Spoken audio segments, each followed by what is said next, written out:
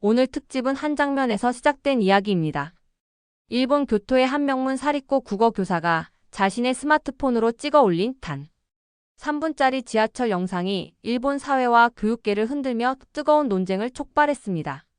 이 영상은 순식간에 수십만, 수백만의 조회를 기록했고 찬반 양론과 함께 공공의 담론을 이끌어냈습니다.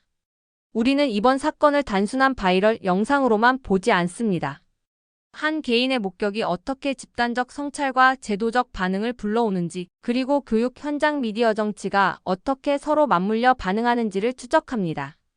이 특집은 현장 증언, 교육 자사회학자 외교 전문가의 분석, 일본 내 여론과 정부 교육청의 대응까지 종합적으로 다룹니다.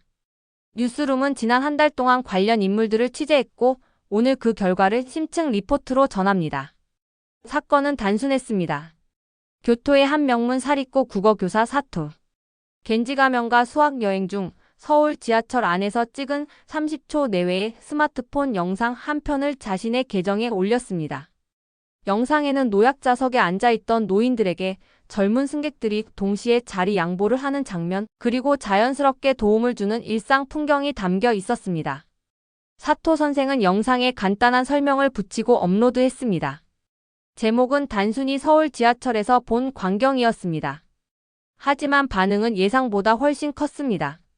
업로드 후 몇 시간 만에 수만 회, 며칠 만에 100만 회를 넘기더니 한 주가 지나자 조회수는 수백만으로 급증했습니다. 일본 내 일부 커뮤니티와 언론이 이를 보도하면서 영상은 순식간에 전국적 이슈가 되었습니다. 찬반 여론이 충돌했고 교육계와 정치권까지 반응을 보이기 시작했습니다. 영상의 내용 자체는 거창한 메시지를 담고 있지 않았습니다. 다만 일상에서 드러난 공동체 의식이라는 작은 행위가 비교적 보수적이고 전통적 자부심이 강한 집단에게는 자기 반성의 여지를 만들었습니다. 많은 일본 네티즌과 언론은 우리가 잃어버린 어떤 것을 떠올렸고, 일부 보수층은 연출이라며 즉시 의혹을 제기했습니다. 이처럼 간단한 목격담이 강력한 문화적 촉매가 된 이유를 분석하는 것이 이번 리포트의 출발점입니다. 우리 취재팀은 영상의 주인공, 교토의 사토 겐지를 인터뷰했습니다. 35년 경력의 베테랑 교사인 그는 원래 수학여행을 무사히 마치는 것이 목표였다고 했습니다. 유럽이나 미국을 선호했지만 예산과 일정 때문에 가까운 한국으로 결정되었고 120명의 학생을 인솔하는 부담을 안고 떠났습니다. 사토는 첫날 인천공항과 호텔, 도심을 둘러보며 예상보다 깔끔하고 효율적인 도시라는 인상을 받았고 무엇보다 학생들과의 소통과 현장 학습에서 눈에 띄는 태도를 관찰했다고 말했습니다. 사토는 지하철에서의 장면을 이렇게 설명했습니다. 퇴근 시간에 혼잡한 전철, 노약자석이 가득한 상황에서 갑자기 3명의 젊은이가 동시에 자리에서 일어나 한 분씩 정중히 권했습니다. 너무 자연스럽고 어떤 연출의 기미도 없었습니다. 저는 그 장면에 울컥했고 아이들에게도 보여주고 싶어 영상으로 남겼다. 그는 영상 업로드 후에 소용돌이에 대해서도 솔직히 털어놓았습니다. 당초에는 가벼운 개인 기록 정도로 생각했는데 다음날 조회수가 폭증했고 학교와 지역 사회에서 논쟁이 일기 시작했다고 합니다. 사토의 심정은 복잡했습니다.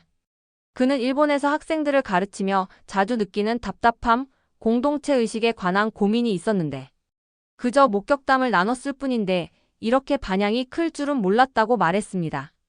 또한 그는 영상이 논란으로 커지는 과정에서 자신이 오히려 부담을 느꼈다면서도 결과적으로 학생들이 변화의 계기를 얻는 것이 보람이라고 덧붙였습니다. 왜 단순한 자리 양보 장면이 대중의 민감한 반응을 이끌었을까? 이 챕터에서는 그 장면을 사회학적 문화사적 맥락에서 분석합니다. 첫째, 행위의 자연스러움입니다. 관찰된 장면은 지시연출 공연성이 아니라 일상적 규범의 실천으로 보였고 그 점이 감동을 불러일으켰습니다. 둘째, 일본 사회 내부의 자기성찰적 맥락입니다. 전후 경제성장과 도시화, 개인주의화는 일본 사회의 편리함과 번영을 가져왔지만 동시에 공동체 규범의 약화를 호소하는 목소리도 큽니다. 그 상황에서 타국 한국의 작은 관행이 자기 반성의 거울로 작동했습니다. 세 번째 이유는 미디어의 증폭입니다. 짧은 영상 한 편이 소셜 플랫폼에서 급속히 확산되면서 해석의 장이 열렸습니다. 어떤 이는 따뜻한 인간의 증거로, 다른 이는 미화 연출로 해석했습니다. 이 두 해석이 충돌하며 공론장은 과열되었고 교육계의 책임자들과 정치인들까지 의견을 내게 되었습니다. 마지막으로 역사적 맥락도 빼놓을 수 없습니다. 일본과 한국은 오랜 역사적 교류와 갈등을 동시에 안고 있습니다. 역사적 트라우마와 민족 감정이 존재하는 상황에서 일상적 관행 하나에도 민감하게 반응할 만한 조건이 존재합니다. 그 결과 이 단순한 영상은 단순한 미담을 넘어서 문화적 기준과 교육 가치를 재검토하게 하는 사건으로 부상했습니다. 학생들의 반응은 이 사안의 중요한 축입니다. 우리 취재팀이 인터뷰한 학생들은 영상 속 장면을 자연스럽다고 묘사했습니다. 일본 학생들은 서울이 생각보다 크고 깨끗하다, 사람들이 친절하다고 말했고, 특히 지하철에서의 일상적 배려에 깊은 인상을 받았다고 했습니다. 몇몇 학생은 평소 학교에서 듣던 윤리 수업이 현실에서 어떻게 작동하는지를 봤다고 말했습니다. 어떤 학생은 영상이 공개된 이후 학교에서 자신이 행동을 바꾸려는 동기를 얻었다고도 했습니다. 한편 일부 부모와 지역사회는 우려를 표하기도 했습니다. 영상이 왜곡되어 일본 학생들에게 왜곡된 이미지를 심어줄까? 걱정이라는 주장과 이번을 계기로 우리도 배워야 한다는 목소리가 동시에 나왔습니다. 교사들 사이에서도 의견이 갈렸습니다. 보수적 교사들은 과도한 미화 선전의 위험을 우려했고, 개방적 교사들은 경험 학습의 중요성을 강조했습니다. 학생 관점의 핵심은 직접 경험의 힘입니다. 수업에서 배우는 윤리적 가치와 타지의 길거리에서 목격하는 실제 행위 사이의 간극이 메워지는 순간 학습은 훨씬 강렬해집니다. 사토 선생의 영상은 학생들에게 그러한 현장 학습의 순간을 제공했고, 그 파급 효과는 단순한 감상 이상의 의미를 지닙니다. 영상의 확산에 따라 일본 미디어는 긴급 보도를 쏟아냈고, 교육청과 학교 운영진은 즉각 대응을 요구받았습니다. 보도가 집중되자 일부 우익 단체와 보수 언론은 연출 의혹과 국가 자존심 훼손이라는 프레임을 내세워 사토 선생을 비판했습니다. 반면 진보 중도 매체는 자기 성찰의 계기로서 보도하기도 했습니다. 교육계 내부에서는 긴급 회의가 열렸습니다. 교육청은 해당 영상의 사실관계를 확인하라 지시했고, 일부 학교는 교사와 학생들에게 공지문을 발송하며 교육적 해석을 권장했습니다. 교토의 해당 사립고 교장은 교실 관리와 학생 보호를 위해 공식 입장을 냈습니다. 학교 차원의 공식 입장은 교사의 개인적 게시물이 학교의 공식 견해를 대변하는 것은 아니나 교육적 관점에서 토론할 가치는 있다는 수준이었습니다. 정치권에서도 이슈화가 일어났습니다. 일부 국회의원은 외국의 일방적 시선이 국내 여론을 왜곡할 수 있다며 미디어 책임을 문제 삼았고, 다른 의원들은 학생들의 국제 감각을 기르는 기회라며 국제 교류 확대를 촉구했습니다.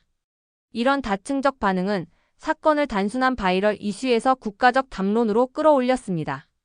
이번 챕터에서는 인터뷰와 문헌을 바탕으로 전문가들의 분석을 엮었습니다. 사회학자들은 이 사건을 일상적 규범이 드러나는 순간의 상징성이라고 해석했습니다. 즉, 작고 소소한 공공선행이 디지털 미디어를 통해 확대, 재생산되면 그 행위는 원래의 맥락을 넘어 상징적 담론을 낳는다. 이는 모든 디지털 시대의 사회적 현상과 공통점을 갖습니다. 교육학자들은 특히 경험학습과 비교문화 교육의 중요성을 강조했습니다. 한 교육학자는 책과 강의에서 배운 도덕 규범은 현실에서 구체적으로 확인될 때 학습 효과가 극대화된다. 이번 수학 여행은 학생들에게 그러한 현장 경험을 제공했다고 진단했습니다. 다른 전문가는 영상 이후의 논쟁은 교육적 기회를 제공한다. 비판적 사고, 미디어 리터러시, 타문화, 이해 등 교육 과정과 연계한 후속 프로그램을 설계해야 한다고 제언했습니다. 또 다른 관점으로는 미디어 생태계의 책임 논의가 제기됩니다. 왜곡 편집 확증 편향에 의해 본래 현상이 다른 의미로 소비될 위험이 있고, 이를 줄이기 위한 미디어 교육과 저널리즘 윤리가 필요하다는 지적입니다. 온라인 여론은 빠르게 양극화했습니다. 지지 측은 작은 배려가 사회를 바꾼다, 우리도 배워야 한다는 호응을 보냈습니다. 이들은 영상 속 장면을 일상의 윤리 회복 신호로 보았고, 학생 가정학교 단위의 변화 가능성을 강조했습니다. 반면 비판 측은 미화와 선전의 위험, 연출 혹은 단편적 사례로 전체를 판단하는 오류를 경고했습니다. 특히 보수적 세력은 국가 자존심 문제를 제기하며 국내 문제를 외부에 드러내는 것은 옳지 않다는 주장을 펼쳤습니다. 사건 일주일 뒤 지역교육청은 학교 간 교류와 교육과정 재검토 계획을 발표했습니다. 교육청은 비판적 사고와 비교문화 교육을 강화하겠다는 입장을 밝혔고 일부 학교는 수학여행 목적지를 재검토하거나 사전 교육 프로그램을 보강하기로 했습니다. 또한 교사 교류 프로그램이 제한되어 일본 교사들이 한국을 방문하고 한국 교사들이 일본을 방문하는 상호 연수 계획이 추진되기 시작했습니다. 사토 선생의 영상은 결국 정책적 반향을 만들었습니다. 이는 한 개인의 체험이 제도적 반응을 유도한 드문 사례로 기록될 것입니다. 다만 모든 학교가 동일하게 움직이는 것은 아니며 예산행정지역 정서에 따라 차등적 변화가 나타나고 있습니다. 이번 일은 단지 국내 이슈를 넘어서 한일 간 문화 교류의 가능성을 보여주었습니다. 현장에서 만난 한국 교사들은 조심스레 그저 일상적 배려를 보였을 뿐이라 했지만 일본 방문단의 반응은 양국 간 상호 이해를 촉진하는 계기가 되었습니다. 몇몇 민간 단체는 즉시 교류 프로그램을 확대했고 지방자치단체는 학생 문화 교류 사업에 관심을 보였습니다. 이러한 민간 교육 차원의 움직임은 외교적 긴장과는 다른 층위에서 양국 관계를 다질 여지를 만듭니다. 역사적 정치적 이슈가 존재하는 가운데도 일상적 만남과 학생 교류는 양국 국민의 감정적 거리를 좁히는 데 기여할 수 있습니다. 이번 사건은 몇 가지 교훈을 남깁니다. 첫째, 직접 경험의 교육적 힘입니다. 교실 밖의 실제 장면은 학생들의 가치관 형성에 강력한 영향을 미칩니다. 둘째, 미디어 확산의 책임입니다. 사진, 영상 한 편이 사회적 파급을 낳는 시대, 미디어 리터러시와 사실 검증 교육이 필수입니다. 셋째, 공공규범의 재검토입니다. 공동체 의식, 배려의 문화는 제도와 교육으로 유지 확산될 수 있으며 이를 위해 정책적 교육적 투자가 필요합니다. 이 이야기가 도움이 되셨다면 구독과 좋아요, 알림 설정을 눌러주시면 다음 영상 제작에 큰 힘이 됩니다. 감사합니다.